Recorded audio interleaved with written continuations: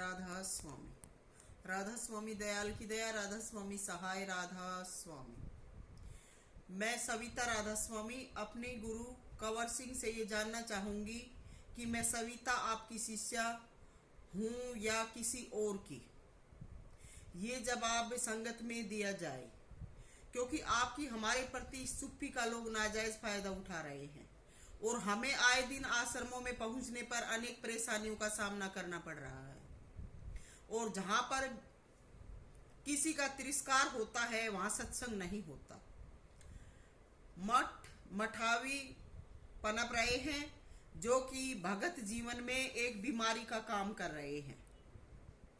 मैंने सविता राधा स्वामी ने अपना जीवन कैसे भी जी लिया। अब बच्चों के जीवन की बात है। बच्चों के जीवन में किसी भी प्रकार की नाजायज दखल अंदाजी में सहन नहीं कर पाऊंगी।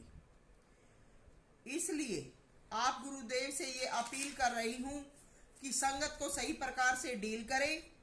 किसी वक्त में शिष्य से अपना काम करवाने के लिए अगर कोई बात अपना समझ के कह दी तो संगत का ये हक नहीं बनता कि वो हमें जलील करे। ये आपकी व संगत की कोरी बदमाशी है। आपकी बदमाशी इसलिए कही जा रही है कि आप गुरु हैं और गुरु का काम समझाने बुझाने का है, न कि मिसगाइड करने का। आपकी नासमझी का हमें पहले ही बहुत नुकसान उठाना पड़ रहा है। अब सवाल हमारे जीवन में इज्जत का है। जब गुरु के होते दुनिया शिष्य का मजाक उड़ाए तो ये कमी गुरु की होती है। शिष्य में कमी है तो कमी को जाहिर करें। अगर शिष्य अपनी कमी को जानकर सुनकर भी कमी करता है तो फिर शिष्य की कमी कही जाएगी। वैसे शिष्य को बिना वजह के बदनाम न करें। बिना वजह के दुश्मनी का बीजा बोना गुरुपद की तौहीन है। मैं सविता राधा स्वामी धरा पर रहते अच्छे व्यवहार की शौकीन हूँ। हर रोज का झगड़ा फसाद अच्छा नहीं है। आपके रेवाड़ी आश्रम में जो आवारगी की जा रही है उसको नजर अंदाज न करें। संगत में सारी कमियां भरी पड़ी हैं। एक 16-17 साल का बच्चा एक 51 साल की माँ के साथ बहस करता है, नियम सिखाता है। ये हालात हैं। और जो प्रधान है वो अपनी प्रधानगी एक माँ से बेटी से झगड़ा करके साबित करता है। प्रधान शब्द का, प्रधानगी का क्या अर्थ होता है? क्या ये किसी को मालूम है?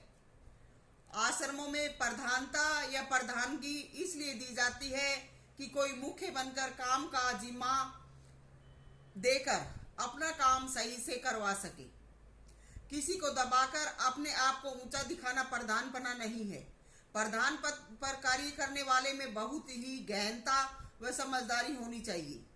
कोई विवाद या आपत्ति पड़ने पर भी बिना झगड़ा फसाद के कार्य को कुशलता से निपटाए प्रधान वो होता है। किसी को दबाना, किसी की बेइज्जती करना प्रधानता नहीं है। समाज दुनिया में भी प्रधान का यही हक बनता है। तो एक 15-16 साल का बच्चा जिसने जीवन में कुछ भी नहीं सीखा और वो बदमाशों की बकवासों के कारण या जो भी कुछ वीडियो सत्संग के जो दिए जा रहे हैं उन सब को पढ़ के दिमाग में गहनता नहीं लाता और उस पर विचार नहीं करता और बिना वजह ही पक्षपात करता है, तो ये कौन सा सत्संग है, कौन सी समझदारी है?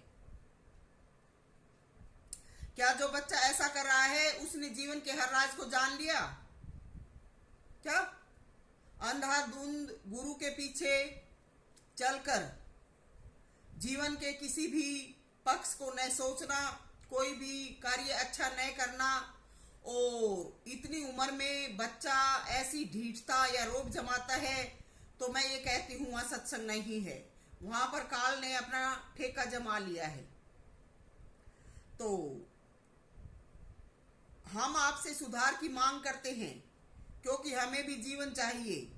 30 साल तक की उम्र में जीवन में कोई कमी नहीं रही और सत्संग में आने पर इतनी जलीलता, ये सहन करना अब हमारे बस की बात नहीं है। हर इंसान अपना जीवन इज्जत के साथ जीना चाहता है।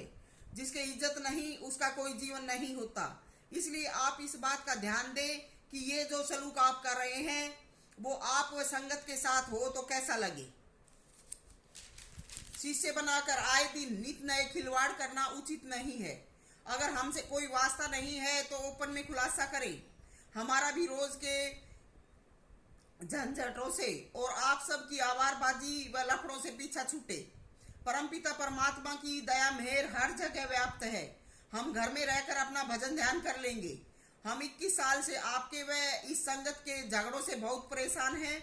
हमसे बिना वजह बकवासबाजी अब सहन नहीं होगी। गुरु का संदेश शिष्य के जीवन को संवारने का होता है। कोई बात है तो खुले में प्रकट करें। शिष्य बनाकर आए दिन मनमानी थोपना गुरु को शोभा नहीं देता। वजह क्या है, हमें बताएं। अगर कोई पिता संतान को पैदा करके उसके हक को दबाए और दुनिया में अपने पितापन का ठीकरा पीटे तो कौन पितापना है। यही बात गुरु के लिए भी लागू है कि अपना शिष्य बनाकर हर रोज उसकी बदनामी बेइज्जती करना, उसके जीवन का कोई ध्यान न देना और आए दिन उसका उपहास व उसकी बेइज्जती करना, ये गुरुवाई नहीं है। तो पिता है चाहे गुरु है, दुख सुख में अगर साथ देता है तो वो पिता है। और गुरु भी अगर शिष्य के जीवन में किसी संकट या विपदा आने पर किनारा कर लेता है, वो गुरु नहीं होता। 20-21 साल सेवा लेके हमारे जीवन पर रोक लगाना, अपना सब कुछ कर लेना, हर चीज पर खुद का कब्जा करना और दूसरों का कब्जा करवाना, ये सत्संग नहीं है। इंसानी जीवन में क्या नहीं चाहिए। जीवन में इज्जत से खिलवाड़ करना इंसानियत को तो क्या पशुओं से बढ़कर कार्य है। यहाँ पर बात सत्संग की है। सत्संग तो बहुत ही धीरज धैर्य का होता है। अपनी जरा सी बात से भभक उठते हो, दूसरों की चाहे रोज हत्या करते हो। इज्जत तो शिष्य के भी होती होगी या गुरु के ही ज्यादा दिल लगा है। कोई भी धन दौलत से अगर बड़ा बना बैठा है तो उसका बड़पन नहीं है। अपना धन खुद बरतते हैं, रोब दूसरों पर डालते हैं। बिना वजह का रोब डालना कोई अर्थ नहीं है, क्योंकि सभी का अपना गुजारा अपने ही धन से होता है। और जब सभी अपने अपने धन से, अपने अपने कर्म से अपना गुजारा करते हैं तो दूसरों को दबाने का भी कोई अधिकार नहीं है। अगर किसी के पास भी धन ज्यादा हो गया है तो गरीबों में बांटो। धन बांटकर भी किसी को दबाओ मत। शरीर में अगर ज्यादा ताकत आ गई है तो मेहनत के काम करो। बहन बेटियों से झगड़ा फसाद करना, बहन बेटियों को अपनी शक्ति दिखाना कोई पौरुषता नहीं है, शक्ति का दुरुपयोग है। माँ बहन से बददुआ ली तो खाजले कुत्ते बनकर घूमोगे, कोई इलाज नहीं कर पाएगा। जो माँ बहनों से बददुआ लेता है वो इंसान देह में ही नरक का कीड़ा है। बाकी सब जीवन के हर नियम से वाकिफ हैं। हर रोज किसी को चीखना चिल्लाना कोई अच्छी बात नहीं है। किसी को भी वैसे समझाने की कोई जरूरत नहीं है।